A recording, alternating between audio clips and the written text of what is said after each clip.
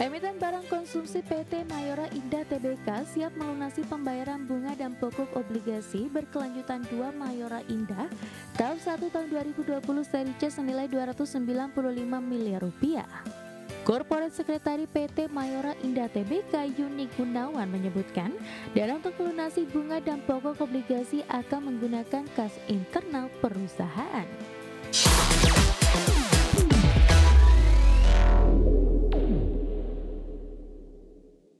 Emiten barang konsumsi PT Mayora Indah Tbk siap melunasi pembayaran bunga dan pokok obligasi di tahun 2025. Ya, obligasi yang siap dilunasi tersebut yakni obligasi berkelanjutan 2 tahap 1 tahun 2020 seri C dengan nilai mencapai Rp295 miliar.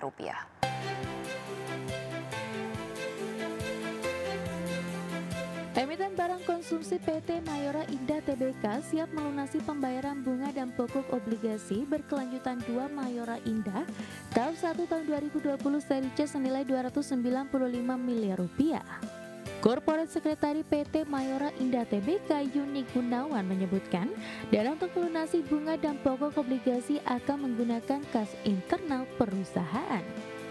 Adapun kewajiban pembayaran tersebut jatuh tempo pada 9 September 2025 mendatang. Manajemen Persero menyampaikan tidak ada keputusan atau hal penting lainnya yang akan dilakukan terkait penyiapan dana untuk pembayaran kewajiban tersebut.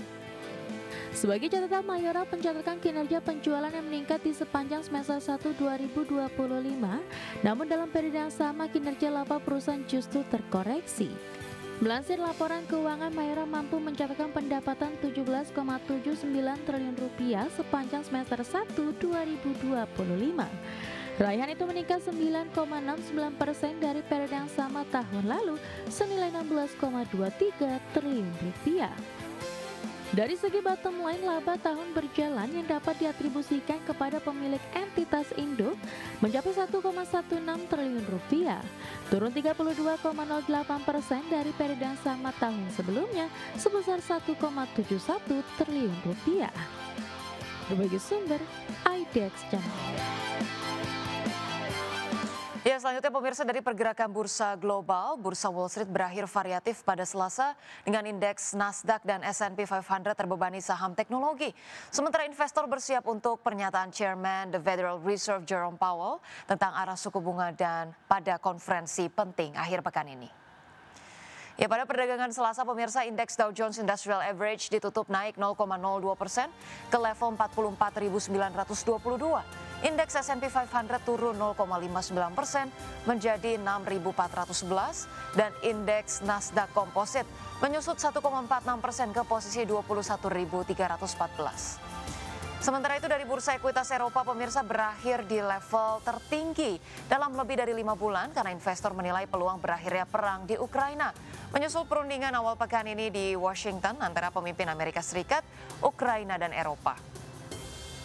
Indeks acuan Eropa Stoxx 600 ditutup menguat 0,69% ke level 557,81 dengan sebagian besar bursa regional utama juga menghijau. Di mana indeks DAX Jerman naik 0,45% ke level 24.423 dan indeks FTSE 100 Inggris meningkat 0,34% ke posisi 9.189.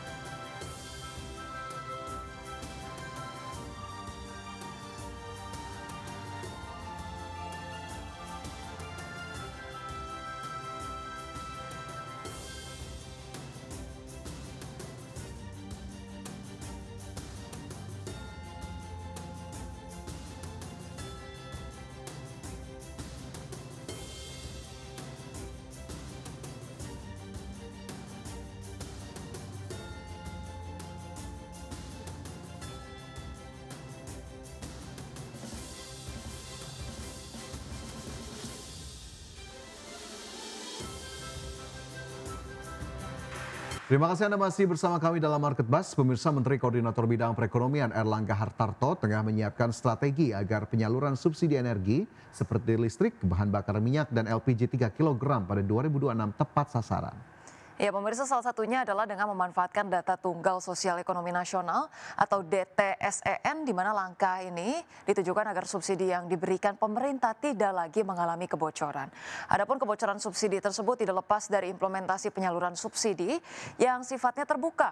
Oleh karena itu, kedepannya pemerintah akan menetapkan mekanisme penyaluran subsidi berdasarkan penggunanya. Adapun untuk tahun 2026, pemerintah telah menyiapkan anggaran mencapai 402,4 triliun untuk ketahanan energi. Kebocoran daripada subsidi yang masuk pada kelompok masyarakat atas. Karena memang saat sekarang subsidi itu diberikan secara terbuka. Nah, mungkin ke depan kita akan mencarikan mekanisme dan skema sedang dalam pembahasan di pemerintah, di mana nanti pengguna daripada saat sekarang seperti contoh di sektor listrik kan yang langganan tinggi itu mendapatkan harga yang berbeda dengan yang di bawah. Dengan mekanisme semacam itu bisa diimplementasikan di sektor energi yang lain. Nah, nanti pada waktunya akan disosialisasikan ke masyarakat sebelum dilaksanakan, namun sekarang masih. Ya, berikutnya pemirsa, dalam rancangan anggaran pendapatan dan belanja negara 2026 mengalokasikan anggaran untuk ketahanan energi sebesar 402,4 triliun rupiah. Total anggaran tersebut digunakan untuk kedaulatan energi serta menjaga daya beli masyarakat. Menteri Keuangan Sri Mulyani Indrawati dalam rancangan anggaran pendapatan dan belanja negara 2026 mengalokasikan anggaran untuk ketahanan energi 402,4 triliun rupiah. Sri Mulyani menyebut total anggaran tersebut digunakan untuk kedaulatan energi serta menjaga daya beli masyarakat. Bendahara negara ini merinci anggaran untuk insentif perpajakan di tahun 2026 sebesar 16,7 triliun rupiah dan energi baru terbarukan atau EBT mencapai 37,5 triliun rupiah. Selain itu, untuk infrastruktur energi dianggarkan sebesar 4,5 triliun, listrik desa 5 triliun, serta dukungan lainnya senilai 600 miliar rupiah. Untuk anggaran ketahanan energi ini cukup besar, 402,4. Sebagian cukup besar adalah untuk subsidi energi. Tapi disampaikan oleh Bapak Presiden tadi, ada insentif perpajakan dan untuk energi baru dan terbarukan. Dalam buku 2 nota keuangan disebutkan bahwa Indonesia menghadapi sejumlah tantangan dalam mewujudkan ketahanan energi. Salah satunya lifting minyak bumi Indonesia cenderung menurun dalam 5 tahun terakhir. Hal tersebut yang menyebabkan pemerintah melakukan impor untuk memenuhi kebutuhan domestik, sehingga berdampak pada defisit neraca perdagangan sektor migas. Dari Jakarta, tim liputan IDX Channel. Pemirsa, terima kasih Anda masih bersama kami di Market Pas. Pemirsa, indeks harga saham gabungan atau IHSG ditutup melemah ke level 7.800-an usai menyentuh level tertinggi sepanjang masa pada pekan lalu. IHSG melemah terbebani oleh pelemahan dalam saham konglomerasi DCII dan pelemahan dalam saham perbankan jumbo. Indeks harga saham gabungan atau IHSG ditutup di zona merah melemah 0,45% atau terpangkas 35,42 poin ke level 7.862,949 di perdagangan Selasa. Secara intraday IHSG sempat menguat ke level 7.931,759. Sektor yang turun paling dalam adalah infrastruktur terkoreksi 0,54%, disusul sektor teknologi tertekan 0,47% dan sektor barang konsumen non-primer melemah 0,21% dan keuangan terdepresiasi 0,21%. Sementara sektor yang menguat terbesar, sektor perindustrian menguat 1,85%, sektor transportasi dan logistik naik 1,44%, kesehatan melaju 1,41%, dan sektor properti dan real estate naik 0,99%. Saham PT Astra International Tbk atau ASII ditutup melesat 9,95% di level Rp5.525 per saham, tercatat sebagai penopang utama kinerja IHSG sehingga tidak jatuh terlalu dalam dengan sumbangsi 22 indeks poin. Sementara saham DCII jadi pemberat utama IHSG ditutup melemah 4,41% di level Rp345.000 per saham. Perbankan Big Caps BBCA melemah 2,3% di level Rp8.500 per saham.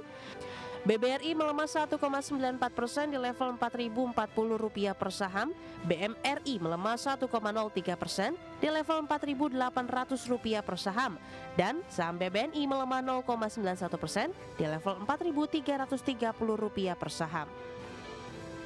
Pekan ini akan menjadi periode penuh agenda penting bagi pelaku pasar.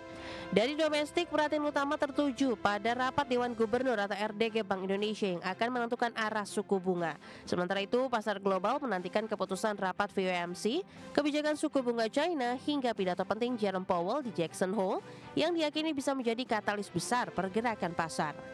Berbagai sumber, IDEX Channel.